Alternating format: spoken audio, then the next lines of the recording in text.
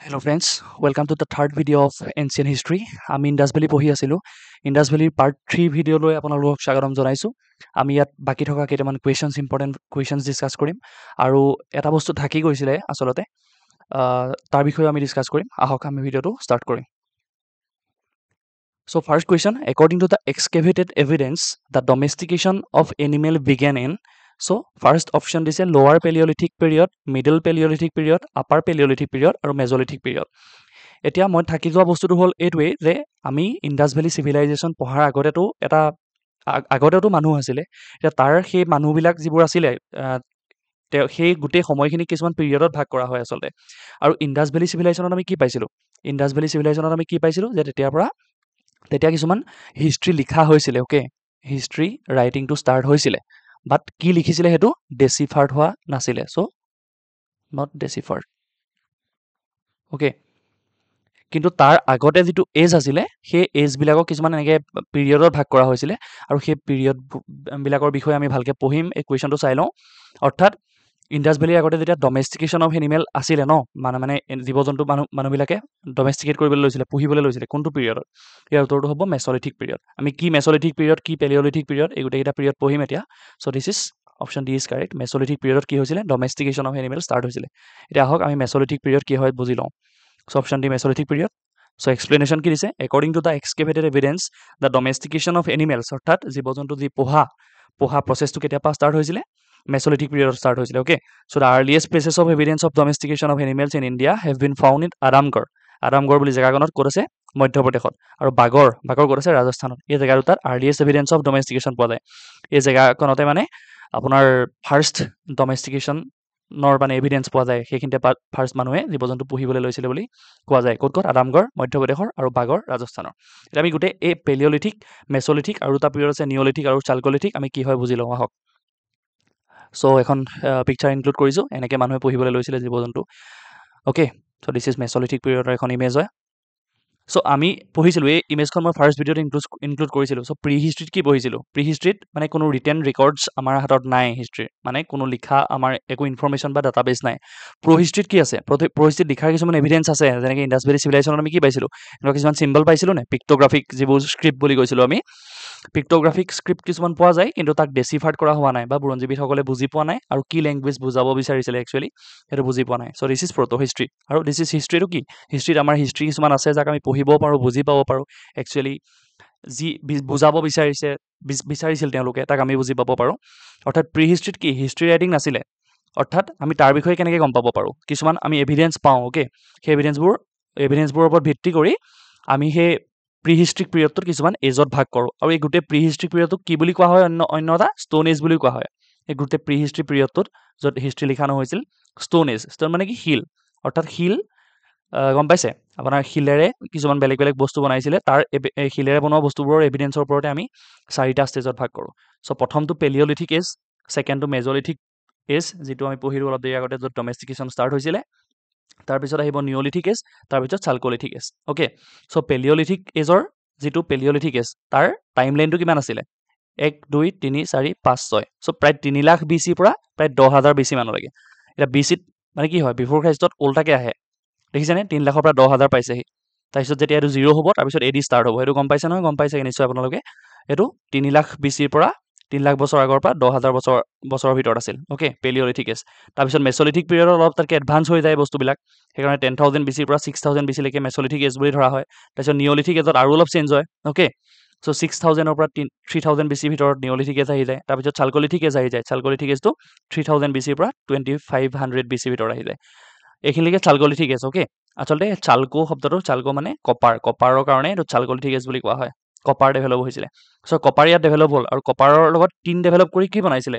Bronze বনাইছিলে। আৰু bronze use কোনে কৰিছিলে? Indus valley civilisation. সেইকাৰণে চালকলিথিক এজৰ পিছত যায় ইণ্ডাছ ভেলী চিভিলাইজেশ্যনলৈ। ইণ্ডাছ ভেলী এখন 2500 ইয়াত শেষ হৈছে ন, তাৰপিছত প্ৰায় 2500-3000 মান টাইম লাইন মোৰ একজেক্ট নহয় আচলতে, প্ৰায় 2500-3000 BCৰ ভিতৰত ইণ্ডাছ ভেলী চিভিলাইজেশ্যন ষ্টাৰ্ট হয়। আৰু তেনেকৈ হিষ্ট্ৰীটো কণ্টিনিউ হৈ যায়। এনেকৈ পিছলৈ হিষ্ট্ৰী হৈ যায়গৈ। ইণ্ডাছ ভেলীৰ পিছত আমাৰ আৰিয়ানসকল আহিব ডিক্লাইনৰ পিছত, সেইবোৰ আমি পিছত পঢ়িম। চ' অৰ্থাৎ এই পেলিঅলিথিক, মেছলিথিক, নিঅলিথিক আৰু চালকলিথিক এজকেইটা মনত ৰাখিব। প্ৰি হিষ্ট্ৰিক পিৰিয়ড বা ষ্টোন এজ বুলি কোৱা হয়। এতিয়া কি ক'ত পাইছিলে অলপ আমি চাই লওঁ আহক। So' prehistoric periods in India, so' paleolithic, mesolithic 2 number, 3 number neolithic আৰু 4 নম্বৰ চালকলিথিক আৰু 5 নম্বৰ ইণ্ডাছ ভেলী চিভিলাইজেশ্যন এনেকৈ আহিব। অৰ্থাৎ পেলিঅলিথিক যিটো অ'কে পেলিঅলিথিক যিটো ষ্টেজ আছিলে তাক অল্ড ষ্টোন এজ বুলি কোৱা যায়। একদম ফাৰ্ষ্ট একদম যিকেইটা ষ্টেজ আছিলে মানুহ নতুনকৈ মানে সৰু সৰু কিছুমান ৱেপনছ বনাবলৈ লৈছিলে, জীৱ জন্তু আপোনালোকৰ চিকাৰ কৰিবলৈ আচলতে তেওঁলোক আচলতে তেওঁলোকে জীৱ জন্তু চিকাৰ কৰি এনেকৈ মাৰি মেলি খাইছিলে। তাৰপিছত দিছ ইজ পেলিঅলিথিক এজ। তাৰ ষ্টোন টুলছবোৰ যিবিলাক টুলছ আছিলে জীৱ জন্তু মাৰিবলৈ, সেইবিলাক ইমান মানে এডভান্স নাছিলে। তাৰপিছত মেছলিথিক পিৰিয়ডত কি হয়, এইটো লেট ষ্টোন এজ বুলি কোৱা যায়। ইয়াত আপোনালোকৰ এতিয়া আমি যিটো পঢ়িলোঁ এই মেছলিথিক এই পিৰিয়ডটোতে প্ৰায় 10,000 BC পৰা 6,000 BC, মানে 10,000 পৰা 6,000 BC ভিতৰত এইখিনিত ফাৰ্ষ্ট আপোনাৰ এনিমেল ডমেষ্টিকেশ্যন মানে জীৱ জন্তু পোহপাল কৰা আৰম্ভ কৰিছিল ক'ত, মেছলিথিক পিৰিয়ডত। ইম্পৰ্টেণ্ট হয়, সুধিব পাৰে কোনটো এজত এনিমেল ডমেষ্টিকেশ্যন ষ্টাৰ্ট হৈছিল, উত্তৰ হ'ব মেছলিথিক পিৰিয়ডত। চ' মেছলিথিক পিৰিয়ডত 2 নম্বৰ পিছত কি আহে, নিঅলিথিক। নিঅলিথিক পিৰিয়ড আহে। সেইটো কেতিয়াৰ পৰা কেতিয়ালৈ, 6,000 BC পৰা 3,000 BC লৈকে। এই পিৰিয়ডৰ আটাইতকৈ এটা ইম্পৰ্টেণ্ট ডেভেলপমেণ্ট হ'ল এই পিৰিয়ডতে আপোনালোকৰ এগ্ৰিকালচাৰ ডেভেলপ হৈছিলে। এগ্ৰিকালচাৰ মানে খেতি কৰা, মানে কমিউনিটি এক্টিভিটি এগ্ৰিকালচাৰ যিটো এটা মানুহ লগ লাগি খেতি কৰে, কমিউনিটি এক্টিভিটি এগ্ৰিকালচাৰটো ডেভেলপ হৈছিলে নিঅলিথিক পিৰিয়ডত। আহিব পাৰে এগ্ৰিকালচাৰ কেতিয়া ডেভেলপ হৈছিলে বুলি ক'লে কি হ'ব, নিঅলিথিক পিৰিয়ড হ'ব। তাৰপিছত 4 নম্বৰত চালকলিথিক আহি যায়। চালকলিথিক পিৰিয়ডত মানুহে কি গম পায়, আগতে ষ্টোনে বনাই আছিল। ষ্টোন এই তিনিটা এজত পেলিঅলিথিক, মেছলিথিক আৰু নিঅলিথিক, তাত মানুহে ষ্টোনে এনেকৈ টুলছ বনাই আছিলে। লাহে লাহে ষ্টোন টুলছবোৰ এডভান্স হৈ আহিছিলে। পেলিঅলিথিক পিৰিয়ডত যিবিলাক ষ্টোন টুলছ আছিলে তাতকৈ এডভান্স হ'ল মেছলিথিকত, তাতকৈ এডভান্স হ'ল আপোনালোকৰ নিঅলিথিকত। লাহে লাহে জোঙা হ'ল বেছিকৈ, গম পাইছে। জোঙা হ'লে কি হ'ব, আপোনালোকৰ জোঙা হ'ব, শ্বাৰ্প হ'ব, সোনকালে মানে বস্তু জীৱ জন্তু মাৰিব পাৰিব, চিকাৰ কৰিব পাৰিব, গম পাইছে। ফল বিভিন্ন যিবিলাক ফল মূল পাব সেইবিলাক কাটিবলৈ ভাল হ'ব। তেনেকৈ ষ্টোন টুলছবিলাক ডেভেলপ হৈ গৈছিল। কিন্তু চালকলিথিক পিৰিয়ডত আৰু এটা ডেভেলপমেণ্ট হয়, ইয়াত কপাৰ আৱিষ্কাৰ হৈ যায়। মানে কপাৰ এটা মেটেল হয়, কপাৰৰ কথা গম পাই যায় চালকলিথিক পিৰিয়ডত।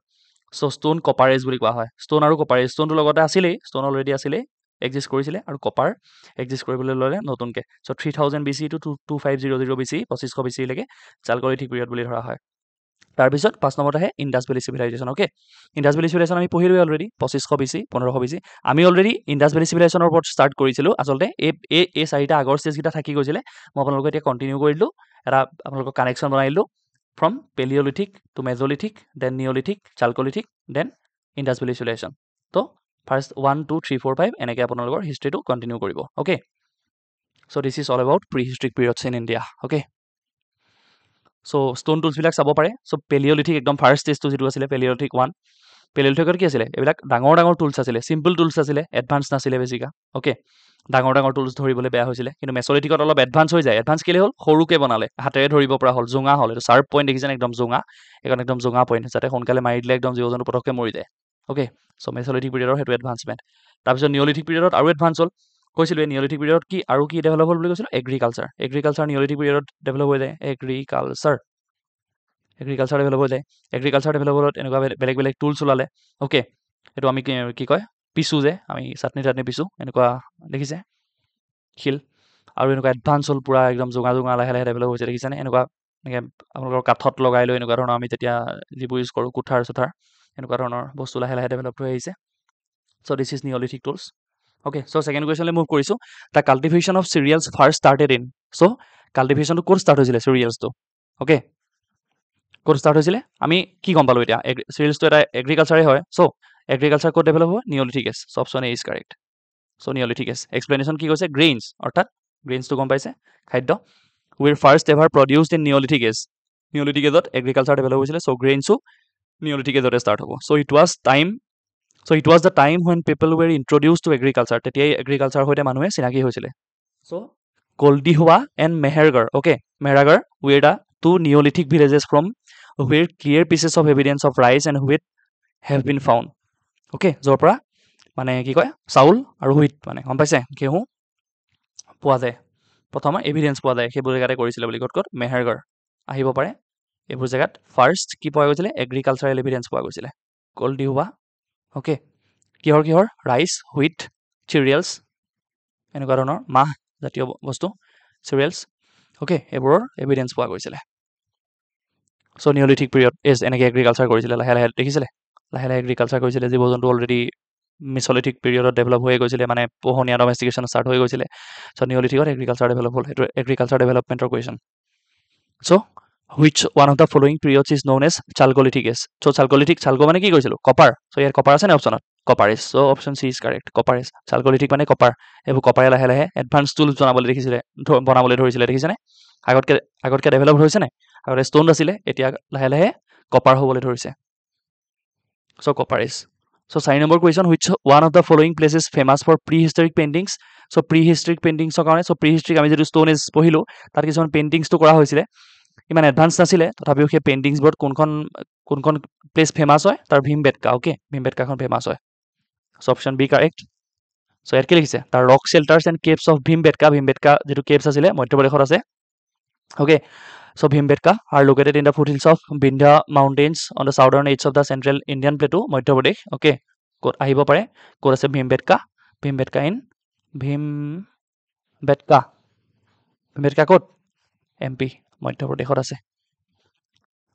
আছে তাত কি পোৱা গৈছিলে প্ৰিহিষ্ট্ৰিক পেইন্টিংৰ কাৰণে পপুলাৰ হয় ওকে আৰু it was discovered by VS Wakankar in 1957 1957 চনত ডিসকভাৰ কৰা এটা সাইট হয় VS Wakankare কৰিছিলে ইট ইজ এ আৰু ইম্পৰ্টেন্ট কথাটো হ'ল এটো এটা ইউনেস্কো হেৰিটেজ সাইট হয় ইউনেস্কো ওয়াৰ্ল্ড হেৰিটেজ সাইট হয় তে ইউনেস্কো ওয়াৰ্ল্ড হেৰিটেজ সাইট এতিয়া বৰ্তমান কেটা আছে 42টা আছে ইণ্ডিয়াত আৰু 43 নম্বৰটো আমাৰ যদি আমাৰ ভাগ্য ভাল থাকে 43 নম্বৰটো কি হ'ব অসমৰ চৰাইদেউ হ'ব ওকে 43 এটা 42টা আছে বৰ্তমান 42টা আছে এইটা চাই ল'ব এবাৰ India world heritage UNESCO world heritage site গিটা ইণ্ডিয়াৰ ওকে সো এনেকুৱা ধৰণৰ পেইন্টিং আছিলে ক'ত ভীমবেটকা কেভত এনেকুৱা চক জীৱ-জন্তু শিকাৰ কৰিবলৈ ঘোঁৰা ঠিক হৈ আছে okay so 5 number question which city is known as the Mount of Death so তো বহুত ইম্পৰ্টেন্ট কোৱেশ্চন হয় মহেঞ্জোদাৰো কি বুলি কোৱা হয় Mount of Death বুলি কোৱা হয় Mohenjodaro so Mohenjo-daro was first recognized in the year 1922 চনত আমি পঢ়িলোই কোনে ৰাখালদাস বেনাৰ্জী আৰডি বেনাৰ্জীয়ে ডিসকভাৰ কৰিছিলে 1 year after the discovery of Harappa so Harappa 1921 ত ডিসকভাৰ হৈছিলে আৰু 1922 ত Mohenjo-daro so subsequent excavations revealed that the mounds contain the remains of what was once the largest city of Indus Valley civilization so আমি পঢ়িছিলো Mohenjo-daro খন উটেই Indus Valley civilization বোৰৰ ভিতৰত আটাইতকৈ ডাঙৰ site হয় আৰু ইণ্ডিয়াত কোনখন আছিলে ইণ্ডিয়াত থকা এখন ৰাখিকাৰহি আছিলে ওকে মই কৈছিলো স্পেশালি মেনশন কৰি দিলে ইণ্ডিয়াত ৰাখিকাৰহি হ'ব so Mount of the dead বুলি কিয় কোৱা হয় কাৰণ মহেঞ্জোদাৰোত মানে অলপ এভিডেন্স পোৱা গৈছে এনেকুৱা মানুহৰ হাড় চাৰ এনেকে মানে হাড় চাৰৰ এভিডেন্স পোৱা গৈছে মানুহৰ মৰা খটো ডাইৰেক্ট নহয় মানে যেটো skeletal okay human skeleton okay so স্কেলিটনৰ কিছুমান হেৰি পোৱা গৈছে এভিডেন্স পোৱা গৈছে তাৰ পৰা গম পাইছে মানে ইণ্ডাছ ভেলী সিভিলাইজেশ্যন যেতিয়া ডিক্লাইন হ'ব মানুহবোৰটো মৰি গৈছিলে তাৰ কিছুমান এনেকে ৰৈ যোৱা অংশ ভগ্নাৱশেষ পোৱা গৈছে মহেঞ্জোদাৰোত মানুহবিলাকৰ এনেকে হাড় চাৰ স্কেলিটন মানে গম পাইছে ন স্কেলিটন পোৱা গৈছে মহেঞ্জোদাৰোত মাউন্ট অফ দা ডেড বুলি কোৱা হয় Mount of the dead okay so এখন মহেঞ্জোদাৰো এখন ফটো ইনক্লুড কৰিছো